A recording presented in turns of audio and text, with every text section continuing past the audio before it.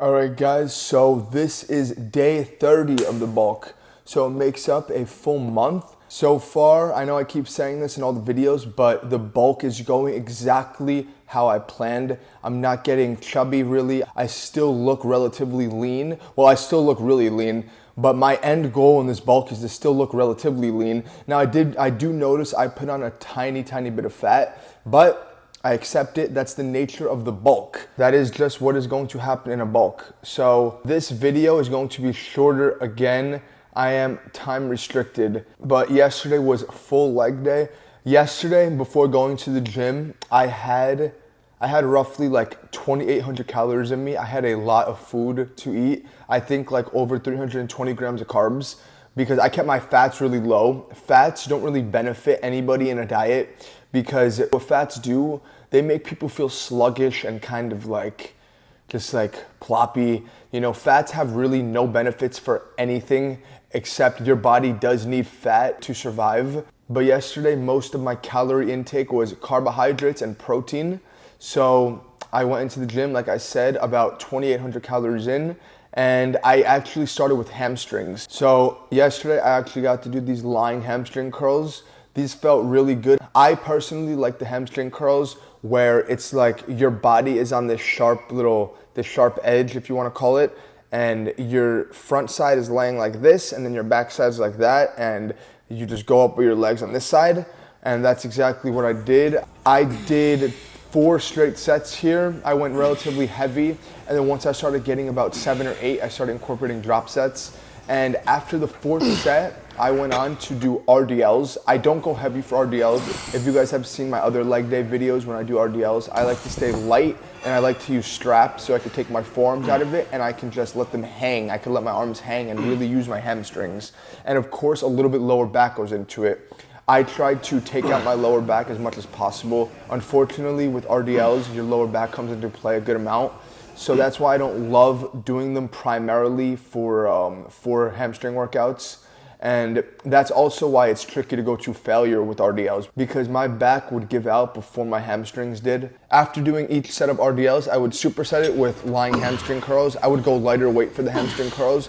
And I ended up doing that superset back and forth for about 3 sets. So in total, that would be about 7 hamstring workouts deep. And then what I did was I just finished with these seated hamstring curls. This machine is really cool because it could go from hamstring curls to leg extensions, and that's what I did. So I ended up doing about 10 sets of hamstrings, and then I went right into my quads. I always start when I can with leg extensions so I get my quads ready for the heavy pressing, and I get my knees used to the movements because knees come into play a lot when pressing and squatting, all different kind of pressing movements for quads.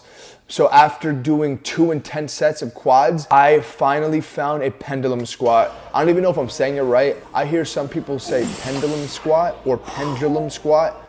I'm just gonna call it pendulum squat. And I have been wanting to use a pendulum squat for the past about 8 months after seeing certain bodybuilders use it on their videos. And it just really made me wanna try it because it looks like a really good range of motion, good for your knees, and I went really light because I never used it before, but I still made a good set out of it. What I did was I placed my feet, how I always do with all these pressing movements, really close together to the bottom of the plate, and then I come down, make sure my knees go above my toes, so it's primarily working my quads. I do that kind of pressing and that kind of squatting whenever I can. I wasn't going really heavy on the pendulum squat, I just wanted to try it out. But I still took these sets to failure. I still pushed it to the max. I stayed there for 3 sets and then I went right next to it. There was a leg press, but it was a little bit different because you were able to do 1 leg at a time. So that's what I did. And you guys have, if you guys seen my videos, you see that I do my nice 5x5s. So I start with my weaker side, do 5 reps, and then go to my stronger side, do 5 reps, back to my other side, 5 reps, back to my other side, 5 reps, and then at that point I'll start going to failure with the weaker side, and then I match the number of reps with my stronger side, so equal muscle growth will happen. The reason why I do my 5x5s are to create equal fatigue and equal freshness, because if I do my weak side to failure first, and then I do my right side to failure after, one leg will be more fresh than the other leg, and that is what I want to avoid, so I can try to create equal fatigue and equal stimulus to the muscles. So I ended up going at a decently heavy weight, not crazy heavy. I started with 3 plates and then I went up to 4. I could have went even heavier. Honestly, I was feeling really good yesterday. And yeah, I just finished with my 5x5s. I stayed here for another 3 more sets. So far that will equal 8 sets of quads. And I really pushed this last set to absolute failure with the 4 plates. Once those were done, I went on and I finished off with a leg extension drop set. Same machine as the first set that I did, and I just finished with a nice drop set. I went heavy to start, and then I lowered the weight and just did an absolute killer, an absolute burner. Then I went to show you guys my leg pump. I feel like my legs were looking good. Still trying to detect the perfect spot for lighting, so I'm gonna get better though as I keep going in this room. I show you guys a little bit of flexing, and then a little bit of no flex, a little bit of side action. But overall, I feel like my legs were looking good. And I had about 720 calories left for the day. At this gym, they make these beautiful protein cookies. Now, these cookies are meant for bulking. They can range anywhere from 900 calories to 600, so they're very hefty, but they're all 30 grams of protein. So since it was a little bit later, I chose that would be my dinner. And I ended up having a big protein cookie. I'm telling you guys, these things are like 1 pound.